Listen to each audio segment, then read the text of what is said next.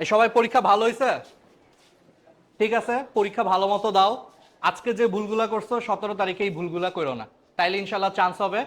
তুমি কম পারো এটা কোনো সমস্যা না, বাট তুমি যেটুকু পারো এইটুকু ঠান্ডা মাথায় যদি 17 তারিখে দাগে আসতে পারো তাইলেই ইনশাল্লাহ চান্স হয়ে যাবে। বুঝছো, আমার একটা বন্ধু আছে, আমরা 2 দিন আগে ক্রিকেট টুর্নামেন্ট ছিল আমাদের স্কুলের টুর্নামেন্ট। বন্ধু এর জন্য 7 দিন ধরে ক্রিকেট খেলা প্র্যাকটিস করতেছে, মানে আগেও ভালো খেলতো। ও খেলে খেলে প্রত্যেকটা ম্যাচে সেঞ্চুরি করছে, প্র্যাকটিস ম্যাচের প্রত্যেকটায়, একটা ম্যাচ বাদে সব ম্যাচে সেঞ্চুরি করছে, ওই বুঝোই তো শর্ট পিচে। টুর্নামেন্টের 3টা ম্যাচে ডাক মারছে। এটাই বাস্তবতা। তার মানে তুমি যতই ভালো ক্যালিবার থাকুক না কেন, মেইন জায়গায় মাথা ঠান্ডা রাখাটা একটা অনেক বড় গুণ। মাথা ঠান্ডা রেখে 17 তারিখে পরীক্ষা দিবা। এর আগে যা হইছে হইছে সব ভুলে যাবা, অতীত ভুলে যাবা। কোন পরীক্ষা আমি কোনটা ভুল করছি সব ভুলে তুমি চিন্তা করবা যে আমি বেস্ট, মানে 17 তারিখে মনে করবা আমি বেস্ট, আমি যা পারি এটাই বেস্ট পারি, সবচেয়ে ভালো আজকে পরীক্ষা আমারই হবে, এটা চিন্তা করে পরীক্ষা দিবা ঠান্ডা মাথায়, দেখবেন ইনশাআল্লাহ অনেক ভালো হয়েছে। আর কেউ পরীক্ষার হলে কখনো দয়া করে চিন্তা করো না আমার ঢাকা মেডিকেলে চান্স পাইতেই হবে। আমি নিজে যখন পরীক্ষা দিচ্ছি আমি মাথার থেকে এই জিনিসটা আউট করে দিছিলাম। আমি চিন্তা করছি আজকে আমি যদি 50টাও পারি, 50টা ঠান্ডা মতো আগে দাগাবো। পরীক্ষার হলে কখন আমি চিন্তা করিনি আজকে আমার 90টা পারতে হবে, আজকে আমার 95টা পারতে হবে। ঠান্ডা মাথায় করছি, আল্লাহর রহমতে দেখা গেছে যে প্রশ্নগুলো আমার কাছে সহজ মনে হয়েছে। এটাই বাস্তবতা করি আসলে। পরীক্ষার হলে আমার 90টা পারতেই হবে, টেনশন নিয়ে ফেলি, দেখবা 90টা কি তুমি 9টাও পারতেছো না। আর মাথা ঠান্ডা রেখে পরীক্ষা দিলে দেখবা 50টা পারো, 50টা দাগায় ফেলছো, দাগাতে দাগাতে দেখবা যে আরো 20টার অ্যান্সার মনে চলে আসছে, 70টা সুন্দর করে দাগায় ফেলছো, দেখবা আরো 10টা মনে চলে আসছে, দেখবা অনেক ভালো পরীক্ষা হয়েছে, চান্স পেয়ে গেছো। মাথা ঠান্ডা রেখে 17 তারিখে পরীক্ষা দিও। সবার জন্য দোয়া রইলো, আমাদের জন্য দোয়া করো, আরটিডিএস এর জন্য দোয়া করো। আর চান্স পাওয়ার পর গ্র্যান্ড সেলিব্রেশনে কিন্তু সবার সাথে আবার দেখা হবে, ঠিক আছে ইনশাআল্লাহ।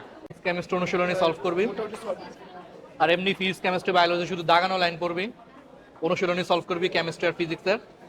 জিকে ইংলিশের হচ্ছে খালি বিসিএস, ডেন্টাল, মেডিকেল, ভার্সিটি, সরকারি চাকরির প্রশ্ন সলভ করবে। বিসিএস আর মানে কি বলে জিকে ইংলিশের জন্য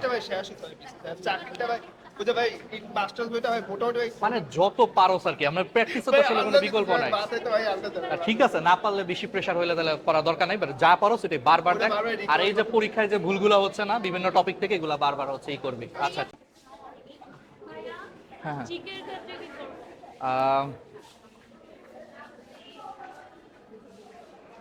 জিকে ইংলিশের জন্য শেষ মুহূর্তে হচ্ছে বিসিএস, ডেন্টাল, মেডিকেল, ভার্সিটি, চাকরি পরীক্ষা যত পারো এগুলাই সলভ করো, গুরুত্বপূর্ণ টপিকগুলো জিকে ইংলিশের জন্য। এখন তোমরা বলতে পারো ভাই এত কিছু কেমনে সলভ করবো, যতটুকু পারবা ওই পড়বা ভুলবা পড়বা ভুলবা এইভাবেই আসলে মাথায় থাকবে। 100% পড়লে 50% মনে থাকবে, আবার পড়লে 70% মনে থাকবে, এরকম আমি যতবার পড়তে পারো আর কি, এটাই, আর কিছু করার নাই। আচ্ছা, শেষ মুহূর্তে আসলে সারা বছর যা পড়ছো এগুলাই বারবার দেখো, আর নতুন করে কিছু পড়ার দরকার নাই, যা পড়ছো। আর পরীক্ষায় যে ভুলগুলা করতেছো এই ভুলগুলা ওই টপিকগুলা পড়ে ফেলবা। আলাদা খাতা খাতা তৈরি করার দরকার নাই, কারণ এত সময় পাবা না, বই থেকে পড়ো, বই থেকে এই যে দাগাও যে এই জিনিসটা আমি ভুল করছিলাম, এটাই। বুঝছো,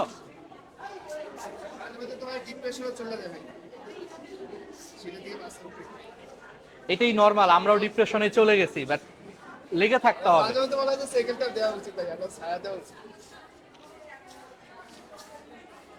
একজন সফল মানুষ আর ব্যর্থ মানুষের মধ্যে পার্থক্যটা কোথায় জানো? যখন এই যে ডিপ্রেশনে থাকে না, ব্যর্থ মানুষ হাল ছেড়ে দেয়, আর সফল মানুষ ডিপ্রেশনকে জয় করে, ঠিক আরো ডাবল পরিশ্রম করে। এখন তুই চিন্তা কর তোর কি করতে হবে, ঠিক আছে? এই তো।